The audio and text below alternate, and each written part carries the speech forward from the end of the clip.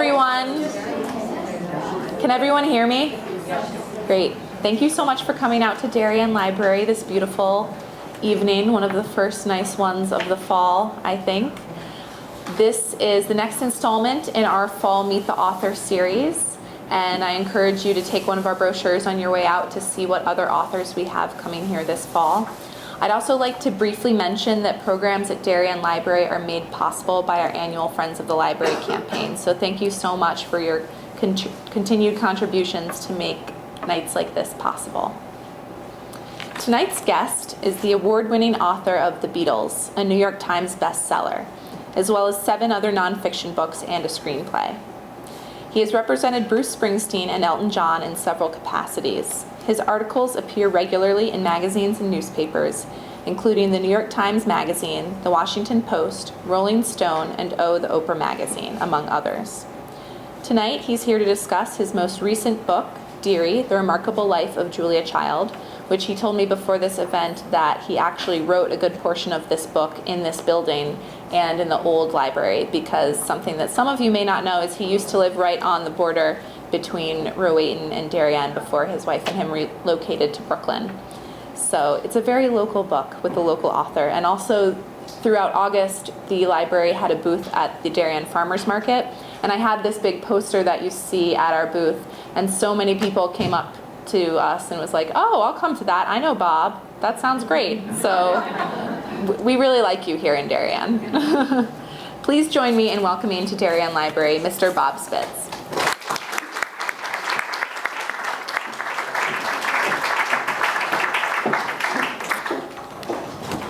Thank you, Aaron. It's great to be back, and thank all of you for coming out tonight. The last few weeks at library gatherings, I've been up against both of the conventions. So you can imagine what that's been like, but I understand that tonight it's a rerun of Law and Order, so I'm happy to see all of you here tonight. And it's great to be back here. As Aaron said, quite a lot of the book was written here in Darien. The idea for it came here. It came with Julia, of course, years before, and I'll tell you about that later. But the genesis of the book was right here, and this library was so instrumental to my research as it has been, not just with this book, but with the last few books I've written. So it's a real pleasure to be back. But before we begin tonight, I think it would be more fun to have a little visit, a short visit from an old friend. So let's see if I can pull this off. You know, Aaron, you might have to help me here. Is that it? Right there? Mm-hmm. Let's go. Let's see if this works. Huh? If it doesn't, there's a course you can take on it. Yes, I need the course. Here we go. Hang on. It's not coming, is it? Mm-mm. Do you have the DVD? We can do the DVD. I do. You know what? We're going to have an emergency. Look. Stand by. Let's try this. Let's see if that works. Okay. Well, this all worked so smoothly at rehearsal. Okay.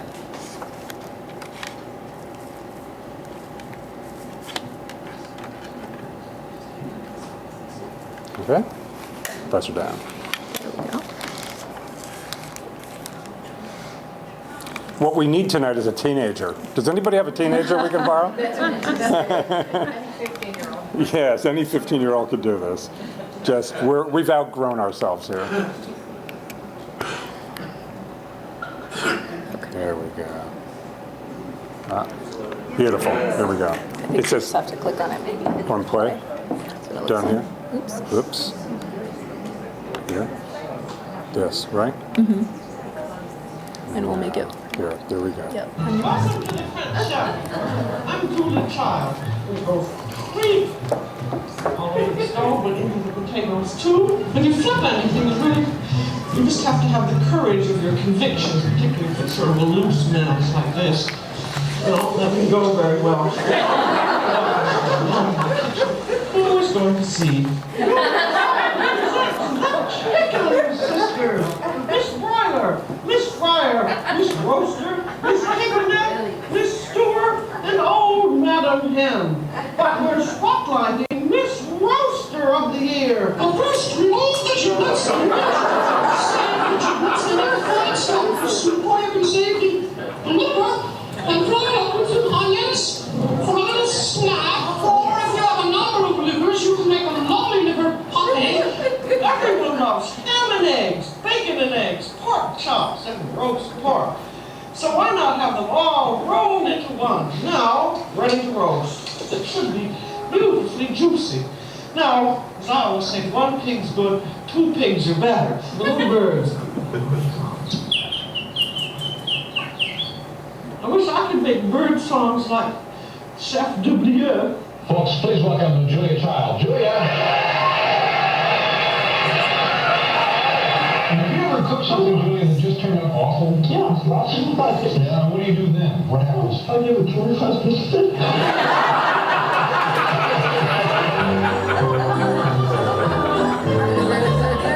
I'm Julia Child. Bon appetit.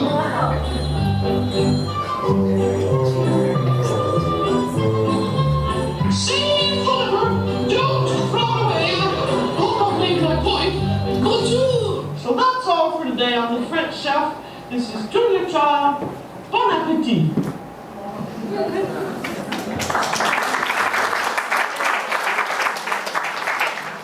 Well, for the last couple weeks, I have been upstaged by that woman wherever I have gone. There's no getting around it. But I'm not going to be upstaged tonight. I determined not to.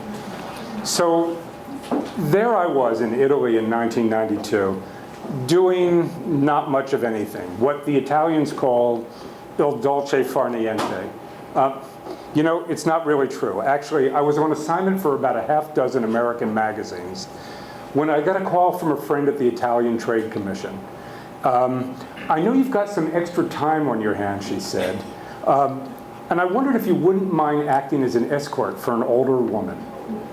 Older woman, really, I'm not making this up. I said, lady, I don't do that kind of work. And she said, it's Julia Child. And I went, I'll be right over. What, are you kidding? And that, friends, is the CliffsNotes version of how I came to write this book, Dearie. Julia simply walked into my life in a little piazza off the main piazza in Taormina, and my days as an amateur escort took an unpredictable turn. I was 42, she was 82. I was 6 feet tall, she was much taller. She called me Dearie. It wasn't until later that I found out that Julia called everybody Dearie, including the local town beggars and the feral town dog. But let me assure you, for the next 3.5 weeks, I basked in Julia Child's company, and my younger, shorter life did backflips and half-gainers. Oh yes, I was in thrall as we crisscrossed Sicily, eating and talking, eating a lot of great food, and talking about eating a lot of great food, Italian and otherwise. Don't worry, food was Julia's passion, not me, not Dearie. But that passion, the passion unlike any I've experienced before, gave me a platform onto a remarkable woman. There's so much to talk about in Julia's long life.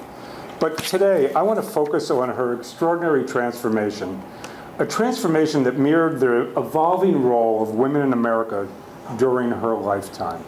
And I want to talk about how, by following her passions and her dreams through that transformation, and driving her natural talents to their utmost limits, she managed to transform not only herself, but our entire culture. I want to talk about how Julia Child transformed the way we eat and the way we live. Julia was remarkable in so many ways. Let's forget for a moment that she wrote one of the greatest culinary treatises of modern times. And let's forget, too, that she became one of the most beloved television personalities, on par with Johnny Carson, Oprah, and Kermit the Frog. The remarkable woman I'm talking about is the Julia Child who, at the age of 40, bereft of direction, confidence, know-how, a palate, and the ability to conjugate even the simplest of French verbs, no more than a dilettante, or what Julia called herself, a social butterfly, took a huge gamble. She leaped off a cliff, and she found everything she was looking for in life, and especially in herself. Today, in the iPad age, that ain't such a hard transformation to pull off. Sure, Title IX hardly offers a crumb, and the glass ceiling is still all but shatterproof, but with a little moxie and some technological elbow grease, it's possible for a modern woman of a certain age to reinvent herself. Just ask Hillary Clinton. But in 1960, when womanhood was emerging from the Pleistocene era, it was no small feat. Julia Child, who even her husband called an empty vessel, began filling up the tank. This was a woman ready to devour the world. At the age of 30, she left the safety of her country for a life overseas. She married a man her father considered the handmaid to Satan, an intellectual, an artist, and worse, a liberal Democrat. That line gets more of a laugh in Darien than it gets anywhere else. A man whose sophistication and erudition gave Julia something to shoot for. She discovered her voice. No, not that voice. We'll get to that voice later. And sex, which we won't get to later, thank you very much, although I do in the book. She learned how to be independent, how not to compromise her beliefs. She began reading everything she could get her hands on: philosophy, history, political theory, literature, poetry, all the stuff she should have studied at Smith College, where she majored in carousing instead. She discovered food, not the sheetrock that her mother used to serve, but the kind of food whose description made her salivate like a St. Bernard. And she discovered cooking. And once Julia Child learned how to cook, and not just cook, but how to make the finest, most delicious meals using technique that was older than the ages, she came into her own. Julia Child arrived. And that, in a word, is remarkable as far as I was concerned. One might believe that Julia Child came from humble beginnings, but you know the opposite is true. She grew up in a house just off Millionaire's Row in Pasadena, where her father was one of the town's leading lights. She was pretty well pampered in a household with cooks, maids, and butlers, and educated at a Tony West Coast boarding school. Her orbit was one of gilded country clubs, gated beach enclaves, and polo matches, all of which she enjoyed. What does that sound like? But somehow failed to motivate her. Now, self-discovery is fairly easy for a woman, say, of 25. I think we all learn who we are and the paths our lives will take at about that point in our lives. But by 30, Julia was still a lost soul, that social butterfly that she dreaded becoming. After college, there was no meaningful role intended for her but marriage. But Julia was unlucky in love. Her only beau, a two-timer named Tom Johnston, I've got to say his name over and over, Julia, I'm getting revenge for you. He ditched her unceremoniously. Alas, she was too tall to get many dates. And a longtime suitor, Harrison Chandler, the heir to the Los Angeles Times dynasty, he wasn't dynamic enough for her. Julia found him too boring. She wanted a more fulfilled partner, somebody who would really fulfill her. So she did what any red-blooded American woman would do at that point in her life.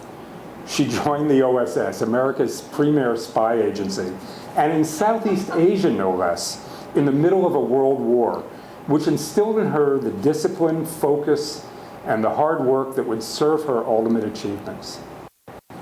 After the war, she was lost again, just wayward. I felt I had particular and unique spiritual gifts, she wrote in her diary, that I was meant for something, and like no one else. Unfortunately, she concluded, she was sadly ordinary, a word that oppressed her almost as much as another would later, vegetarian. Her marriage after the war to Paul Child made her happy, But like many women in the post-war era, she soon discovered that she wanted a greater outlook for her creativity than just pleasing a man. So she floundered at what that outlook could be. Paul loved food and introduced Julia to fine French dining. But at that point in her life, she couldn't so much as boil water. We all know that Julia eventually gravitated to cooking, how her real education came at Le Cordon Bleu in Paris, which at the time was mostly a training ground for housewives and short order cooks. In typical fashion, she demanded more than the school was willing to give her, which was the basics, nothing more. Not to an upstart American or a woman. Julia defied the school's despotic headmistress, Madame Brassard, who treated Julia with typical French disdain. Well, to hell with her and her school. You know, I swore I wasn't going to do the voice. I did. It's too irresistible. I can't resist it. Well, to hell with her and her school, Julia fumed after failing her diploma exam. The main thing, of course, is that I know how to cook. And cook she did. Julia spent days on end cooking, months on end, working her way through the entire Escoffier repertoire. To learn how to chop onions properly, Julia chopped dozens a day. You know, you saw that scene in Julia and Julia where Stanley Tucci comes home, he heads into the kitchen, and he's just blinded by that mountain of tear-stinging onions. That is exactly how it happened. That scene was drawn entirely from truth. To learn how to roast a chicken properly, a meal Julia considered the pinnacle of French cuisine. In her words, a juicy, brown, buttery, crisp-skinned, heavenly bird. She roasted 40, maybe 50 until she was satisfied with the result. That meant roasting them at different temperatures, with different trussing methods, in different positions, with different stuffings, massaging them lovingly with butter. I told you we were going to get to the sex. She made roasters, broilers, fryers, squabs, capons, old hens and roosters, the chicken sisters that you saw here tonight, the entire who's who of chickendom. Things got even more complicated when she decided to write a cookbook, French Cuisines for Americans. The audacity of that woman. So she turned her attention to the American market, wondering how cooks in the States could best roast a chicken at home. What type of chicken might one encounter at the supermarket? How could a consumer detect freezer burn or insipidness? Would it take longer or shorter cooking time with an electric oven? Her early notes were full of such concerns. In the margins, she scrawled issues that were still on her mind. How did a freeze icebox test?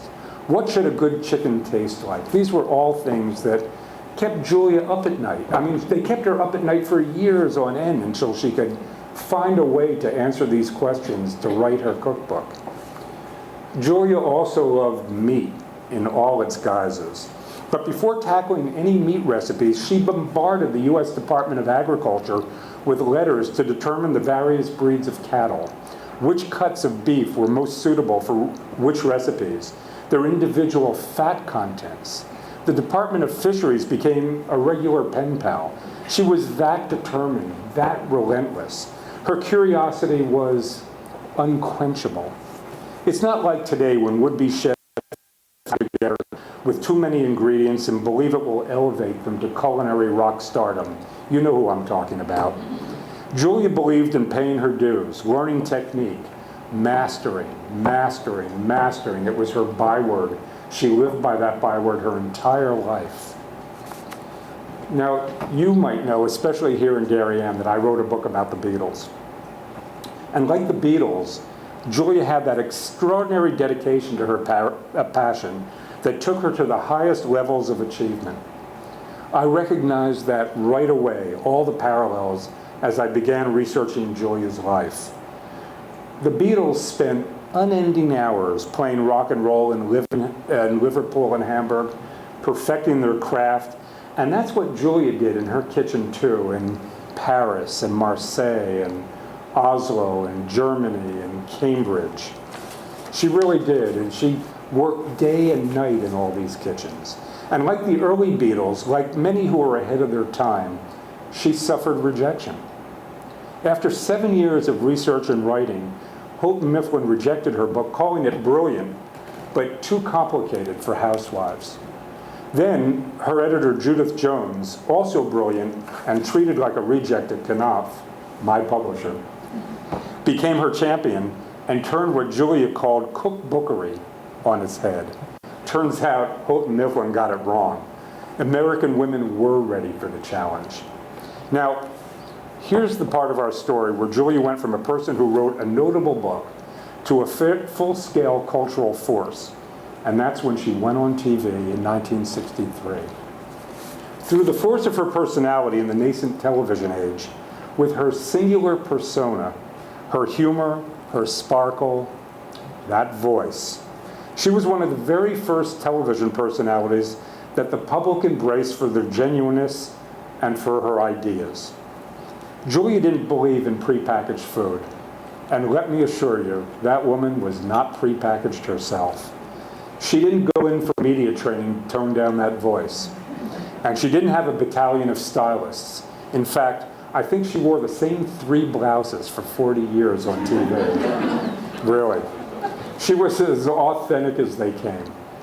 She set the stage for how to be a modern television personality. She invented it.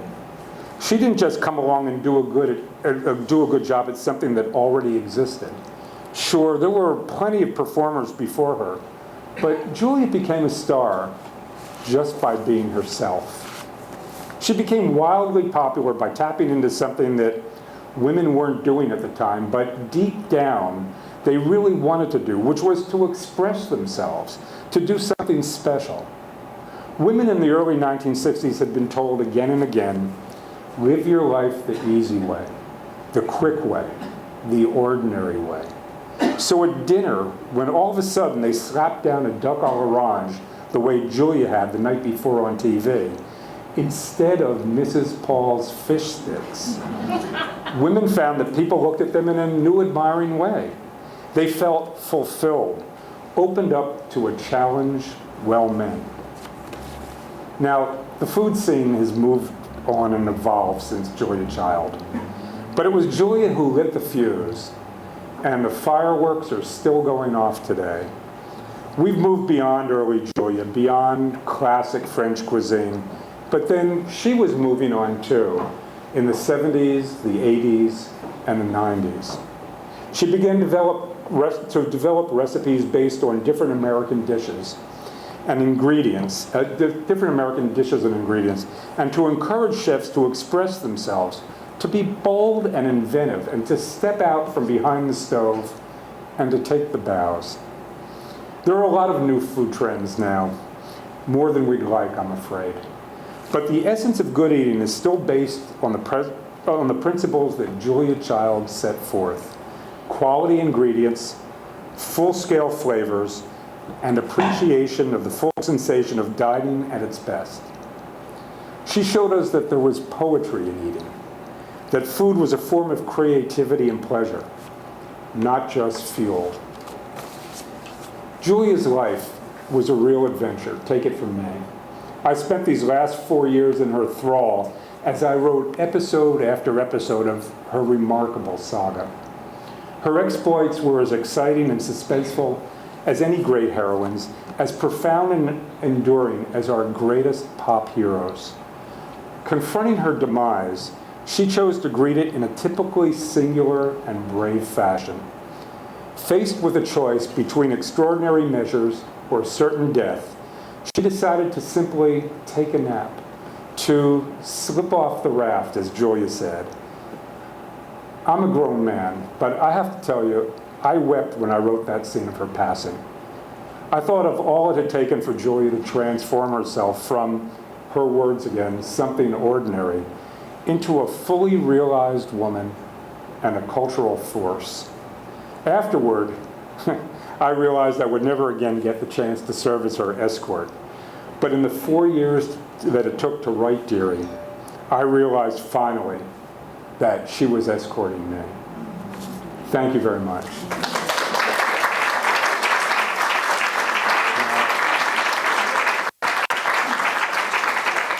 Some of you may be looking at your watch and saying, you know, he only spoke 15 minutes. What am I doing here tonight?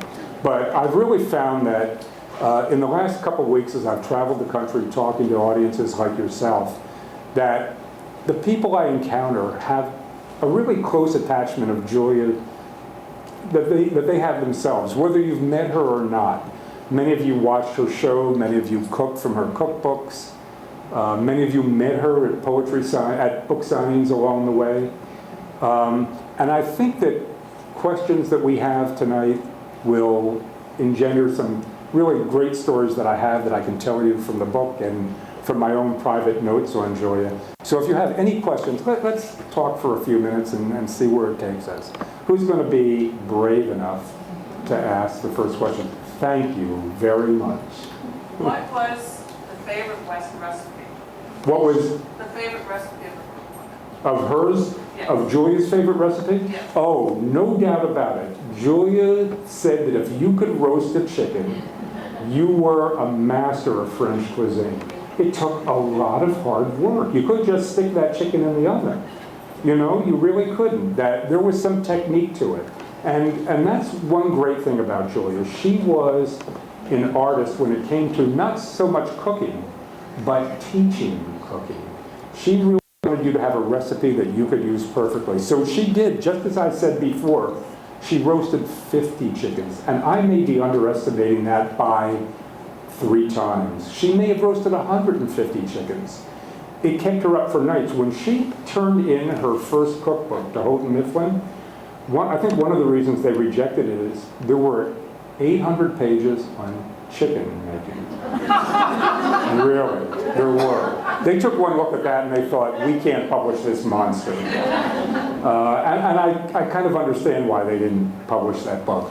But it kept her up. And so that was her recipe. And of course, you know, she always felt that you needed to make a good omelet, which was one of the first recipes on TV.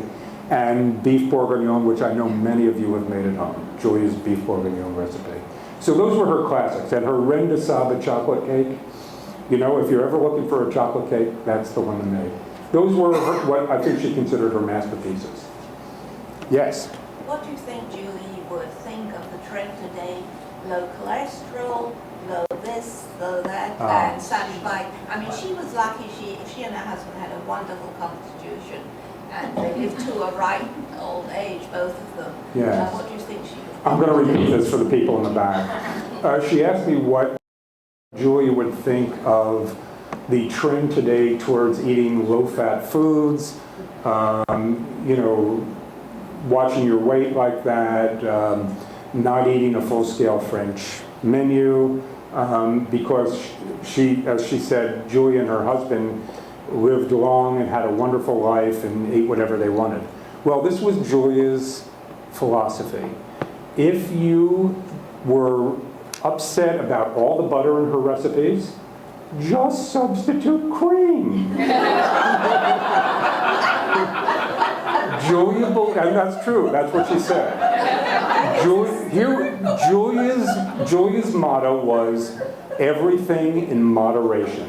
She believed that if you ate in moderation, you could eat anything you wanted. And I must tell you that when I was in Sicily with her, I asked her, because, you know, she was a big woman, she was 82 years old.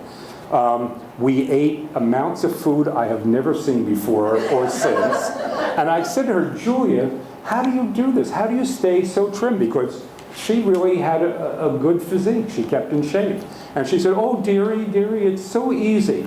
And she made a big presentation. She took her plate, and she made a line right down the middle. She said, I always eat half. And then she ate the first half, and when she was done, she ate the second half. Julia liked to eat, but, you know, I think that Julia had a step up on us because she was so large that she could put it away and not have to worry too much about her metabolism. She really believed that people should eat whatever they want, that you should never substitute butter or cream or have wine with dinner, not have wine with dinner. She felt you could have all of those things, but if you didn't have a 48-ounce soda or a 40-ounce steak, then you would be fine. Just everything in moderation. Thank you. Okay, sure. Anybody? Yes, please. I was wondering if you could talk a little bit about her life when she worked overseas. Yes. China, yeah. Her life when she worked overseas. Well, this was a really unique time in Julia's life. She was, as I said before, lost. And she did call herself a social butterfly. She didn't know what to do with her life. And here she was in her 30s. Well, World War II bailed her out. She decided that she was going to get involved in the war effort some way and work for the war effort. So she went to Washington, D.C. She had tried living in New York for a while, and it didn't serve her well. She wanted to be a great woman novelist. And Julia was anything but that. She tried to get a job at the New Yorker, nothing doing. She took the editorial test at Newsweek, failed. She got an assignment from Saturday Review, unpublishable. So really, what does a woman in her mid-30s at Julia's time in her life do? The war, as I said, the war bailed her out. She went to Washington, D.C., and the place that was hiring all the smart young women and men was the OSS. And Julia got a job right away working for Wild Bill Donovan, who was the head of the OSS. Next thing Julia knows, she is on a troop transport with 2,600 men and 8 women bound for India. You can imagine what that experience was like, especially to a woman who had never been out of the United States except to Mexico, to go to the place where the man who invented the Caesar salad made her a Caesar salad, Caesar himself. Julia winds up in Southeast Asia, working for Wild Bill Donovan, and people always ask me, was Julia Child a spy? It's the one question everyone wants to know. And when I asked her, myself, she said, oh, I don't know, maybe I was. Julia ran what they called the registry for the OSS, and she gave every spy, American spy in Southeast Asia, their code names, she knew their placement, and she knew their daily movements and charted their daily movements. So was Julia a spy? I don't think so, but was she in the spy business? Oh, you bet she was. She was in the spy business. But while she was in Southeast Asia, she met another man who diagrammed what they called the war room. The war room was a bunker that they had where all the generals came once a week. And this man made little dioramas for the general that showed all the troop movements, the enemy's troop movements, so that they could program their strategy for the coming week. And his name was Paul. Whoops, I'm on fire here, I think. His name was Paul Child. And it's okay, I think I'm all right. Just the mic. Ah, the mic, okay. His name was Paul Child. It's the mic and it's me. Paul wasn't so sure about this 6'3", 6'3.5" woman. He thought she wasn't very bright. She didn't have the sharpest mind. But there was something about her that he loved. It was those legs. He was enchanted with Julia's legs. He thought that she was an empty vessel. And he began to fill her up, as I said before. He taught her everything that he loved. They studied philosophy and history and literature. And Paul had worked with Steichen. He photographed with Steichen. And he knew the Hemingways. And he spoke French.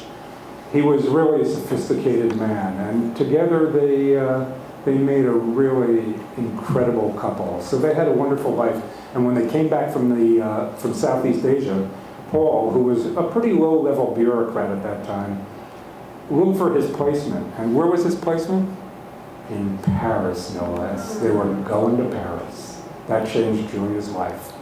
Yes. Yes? Did you collaborate at all with Nora Ephron before in 4 years of... You know, I didn't. Nora's movie was already made when I began work on my book. That movie was in the can.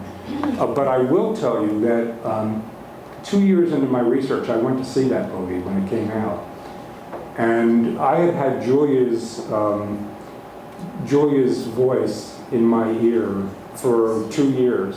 And I was surprised because within 2 minutes of watching that movie, I was convinced I was watching Julia on that screen. I thought Meryl Streep did a really good job. I thought she was great. But I didn't get to collaborate with Nora. That was her movie, and that really came from Julia's lovely memoir, My Life in France. So, yes. Anyone else? Yes, sir. What about her life in Paris? Did she have any French restaurants she liked, and where did she live? She lived in the 7th arrondissement. Julia had never been to Paris before. It was as foreign to her as Mars might have been. But Paul knew Paris. He had worked over there earlier in his life, and he knew French, and he knew the restaurants. And he introduced her to food and to all the great restaurants. They loved Le Grand Vafour, which is still in business today, still one of the great restaurants in France, although they did get food poisoning there at one point. And they went to a lot of the little bistros that are no longer around, but they were great restaurant goers. They went a couple times a week. Julia went to all the markets. Later on, they had a little house in Provence, and Julia acquainted herself with all the great restaurants in the south of France. And they led a pretty interesting life in France. Paul was in the State Department, as I said before, and every night he had some kind of soiree to go to at the ambassador's residence, and took Julia along. And that's where she was lucky enough to meet her collaborators, who later on wrote Mastering the Art of French Cooking with her. So that was one of the great periods in her life, being in France. It was a wonderful time for her. It changed who she was, without a doubt. Anyone else? Did they have any children? They didn't have children. She asked if they had any children. I read a lot of Julia's correspondence, and later in life, in her 80s, she wrote to her friend Simca, who was her collaborator in Mastering the Art. She said, "Isn't it sad, the one thing we didn't have in our lives, the two of us, was children?" I think Julia always wanted to have a family. She certainly wouldn't have been Julia Child in this guise that we know her had she had a family, because she was on the road almost all of her life. But the truth is that Paul didn't want a family. When they got married, she was 40 and he was 50. And he had been the proctor at a boys' school in Connecticut called Avon Old School. And Paul had had his fill of children. He didn't want any more around. And even when his nieces and nephews came, he was known as a very prickly Uncle Paul. So I think while Julia would have liked to have had children, that was it for her. And it was one of the true regrets in her life. But she had a lot of nieces and nephews, and she was very close to them until her death, and she's endowed them quite well even after her death, too. They're all still very close to her. Yes, anyone else? Someone has to ask me about Dan Aykroyd. We saw Dan Aykroyd here tonight. In one of the minute he comes on the screen, everybody laughs. I mean, don't we know that little skit that he did? I had the pleasure of talking to Dan while I was working on the book. And he said that no one ever asked him about that script. I mean, he was really glad that I asked him. What he didn't know was that Julia had a copy of it. Now, Julia Child did not like parodies. She didn't like parodies of herself because anyone who did one went right for the voice. And Julia didn't think she had a funny voice. She really didn't. But she loved Dan's parody because it was dark. There was something about it that really fascinated her, and someone gave her a CD of it, not a CD, in that time, I guess it was a video cassette. And Julia would show it to everybody who came to her house for years, and then she would reenact it. She would go into the kitchen and she would go, "Save the liver!" And she'd fall over her kitchen counter, and she would crack up. She absolutely loved that. And little did anyone know that that script was written by now Senator Al Franken, who was underneath the counter with a fire extinguisher pumping blood like crazy up Dan's sleeve. So Dan was happy to hear that Julia loved that, and also because he shared with me the fact that his Aunt Helene was considered the Julia Child of Canada, where he grew up. And so he grew up eating great French food and watching Julia his entire life. Doing that skit was a labor of love for him, and he was happy to hear later on that she loved that. So it was great talking to him about it while I wrote the book. Anyone else? Well, I thank you all for, oh, one more. Yes, sir. I don't have a question, but I have a little story to share. Oh, please share your story. Some of you may know that Julia Child co-founded American Institute of Food and Wine in the United States. Yes, she did. Along with Robert Mondavi. Right.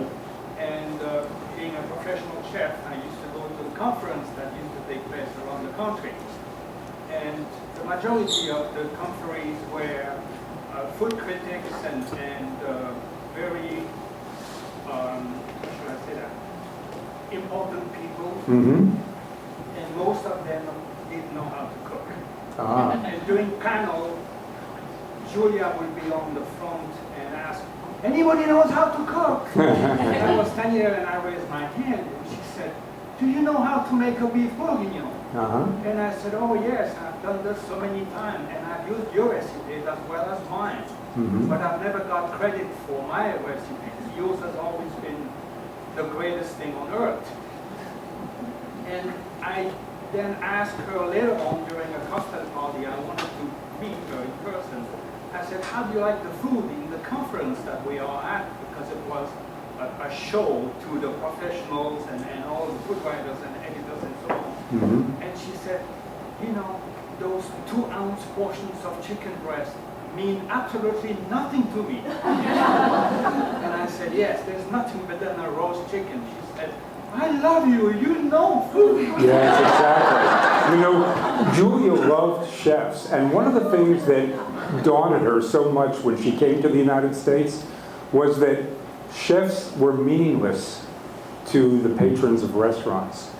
In the 1960s, the stars of the restaurants weren't the chefs, they were the technicians in the back.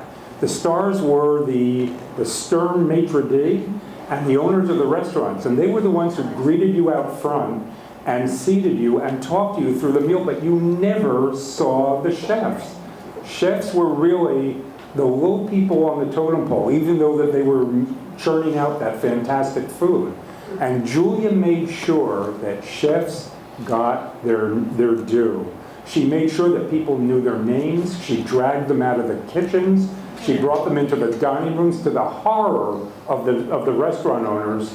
And soon enough, as we lapsed into the 1970s and 1980s, the tide turned. And the chefs became the stars, and they opened up their own restaurants.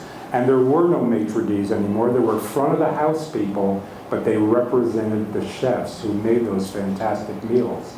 And a lot of that had to do with Julia. One of the other things that people don't really understand is that Julia Child more or less launched PBS. You might find that hard to believe. But in the early days, and a lot of you I know will remember this because I see a lot of people who are around my age and a few years older, educational TV was in the Pleistocene era. It was like the dinosaurs. You had to look for it on the dial. You couldn't really find it. And there was no network. They were local stations. And the local stations basically had professors on who did their lectures from college, or maybe they'd have a local symphony orchestra. Well, Julia came on WGBH in Boston, and she made an omelet. And that changed everything. That changed what we know as public television today. She made an omelet. And the phones lit up. People had never seen this before in a public television station. So once WGBH saw that they had something, they offered Julia her own show. And when she had her own show, and it was a very rudimentary show, Julia had no idea what she was doing, although she did it very well. They taped it, and they sent it out to a few other stations and other locales that they knew were doing the same kind of educational TV. And pretty soon, it was a network. This was the beginning of syndication. It was Julia Child. It became NET, National Educational Television, and this was before Mr. Rogers before Sesame Street, it was Julia Child, the first syndicated star, and it became PBS. And so I think we can say that safely that Julia Child helped to launch PBS as we know it today. Yes? Who do you think she would admire today, chef-wise? The question is, who do I think she would have admired today, chef-wise? As things evolved in the 90s and 2000, the new century, Julia watched from afar as things were changing. And they changed very fast. I think that Julia was not fond at all of the kind of culinary rock stardom, you know, where somebody comes out of cooking school and 2 weeks later they're opening up their own restaurant. Julia was all about mastering. Learn your technique, and then you can open up your own restaurant. I know for a fact that she, and I think there's a scene in the book where she goes with a friend to a restaurant in Boston, and there's a big splash about this restaurant, and she wants to go try it out. And the food's not very good. It was a young chef. And so when he came to the table later on to find out what kind of a meal she had, she said, "Oh, you know, we had such a good time here tonight." She didn't say that she had a good meal. And she took him aside and she said, "You know, you would really benefit from going to Europe and studying with some other chefs and really seeing how they do things." Julia was about technique. She thought if you didn't know your craft, you had no right to move on. But she became very interested in the 90s and 2000 with the young chefs like Alice Waters and Jonathan Waxman in LA, and the young chefs in Boston like Gordon Hammersley and Jasper White, who had studied French technique but were doing something completely different now, what we now call New American. They took the French technique and they put their own stamp on it, and that she really got behind. She made them her proteges, and she really promoted those young chefs. That appealed to her. I'll tell you another person who really appealed to her. Back in the early days when she was doing in Julia's Kitchen with the master chefs, she had a young chef on her show who nobody knew at the time. He cooked at Commander's Palace, and his name was Emeril Lagasse. And she loved Emeril's food because, number one, it was delicious. It showed real craft. And she loved his tactile sense with food. He didn't just, place the food on the table. He poured it out of vats. And he told Julia, Julia, when you eat here, you've got to break the crayfish with your hands and suck out the meat.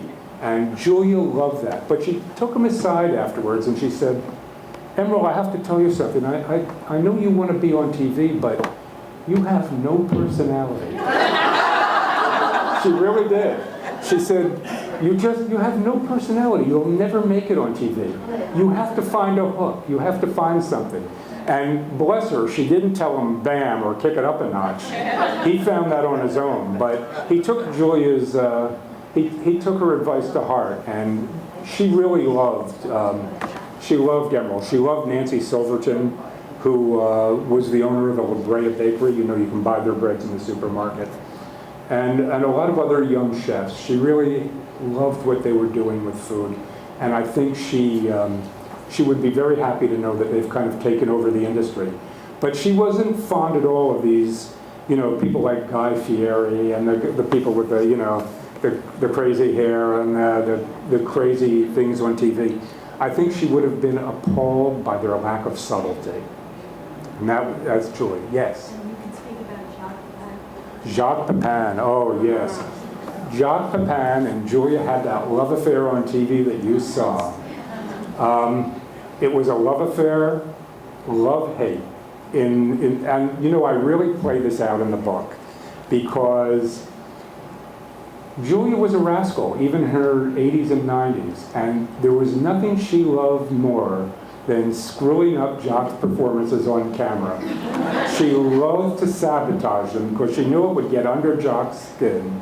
In fact, she kept calling him Jack, even though he said, no, Julia, it's Jacques. She said, okay, now let's watch what Jack does with this recipe. And he would fume. He would just, you could see the smoke coming out of his ears. When they did their cooking with Julia and Jacques, and they did a lot of them at live demonstrations, Julia would take the ingredients and move them away from where Jacques thought they would be. So when he wanted to cook with something, he'd go, oh, and the butter, Julia, do you know where the butter is? Oh, Jacques, I have no idea where the butter is. She had, absconded with it a little bit before. She loved doing that. And her editor, Judith Jones, her longtime editor, was on the set of that, Julia and Jacques, the whole time. She would say after they took a break, Julia, are you going to take that from a Frenchman? Julia would go, absolutely not. And then Julia would run back in there and fire off something at Jacques, and she would do their demonstration again, and he'd come off the set, and he would be fuming, and he'd just want to put his fist, oh, that woman, I don't know what I'm going to do with her. And then you're on, Jacques. Oh, Julia, dearie. They had a great time together. They really loved each other, but they loved playing with each other as well. And in the book, there are a lot of funny sequences between the two of them that you could read about. Yes, please. Can you speak about her relationship with James Beard? James Beard. Yes, James Beard was someone Julia really admired in one respect. She loved the way the way James cooked food. She thought he was the great American chef. But she also was so sad about the way James kind of prostituted his career. He sold his name to anybody who would pay $50 for him to promote something. And so he promoted a lot of junk. James always needed money. He was always behind the curve. And Julia was completely the opposite. I don't know if you're aware of this, but everyone came to Julia for promotions. Cookware, herbs, oils. She never took a penny from anybody. If she used a food processor, she turned it around on TV so you couldn't see the name. She tore the labels off olive oils and herbs so you wouldn't think that she was promoting something. Julia never made a cent from any of that commercialization. And in fact, the money she made from a lot of her speaking engagements, she donated back to WGBH because she wanted to promote educational TV. She wanted to keep it alive. So she was very benevolent. She loved James, and they cooked together, I guess, for as long as he lived. He would come visit her in France and stay at their house quite a bit. He would always recuperate there because he was large, like Julia, but he was always unhealthy. And he recuperated at their house, and they cooked forever. And when he died, she was beside herself. She started the James Beard Foundation. It was because of Julia that they started that, and she loved him a lot. Yes? How did Julia die? You know, part of me wants to say read the book. Because nobody really knew until I found out. I talked to her doctors and to her assistant who was with her the last day of her life. Julia, I'll give you a little sneak preview, but I won't reveal everything. Julia was told that she had a choice. She could have another 2 years of life, good 2 years of life, or she could not take a medication that took her appetite and her taste away. And Julia wouldn't do that. She wouldn't take her appetite and her taste away. And so she decided on a particular day that that was the end. They told her if she didn't take her medication, she wouldn't last 24 hours. And that was okay with Julia. She simply laid down and she took a nap. She said, I'm going to take a nap now. And that's the way she went. And I don't want to ruin all the drama of it. It's the end of the book, so the last thing an author wants to do is give away the ending. But I'll tease you a little with that. Anyone else? Well, it was really great being back here in Darien tonight. I love that this book started here and it brought me back here. I love being in this new room and all the support that I've had from this library over the years and from this community. And if any of you would like to buy a book, I will be happy to sign them. Or if you bought a book, bring it up and I'll be happy to sign it. Thanks for coming.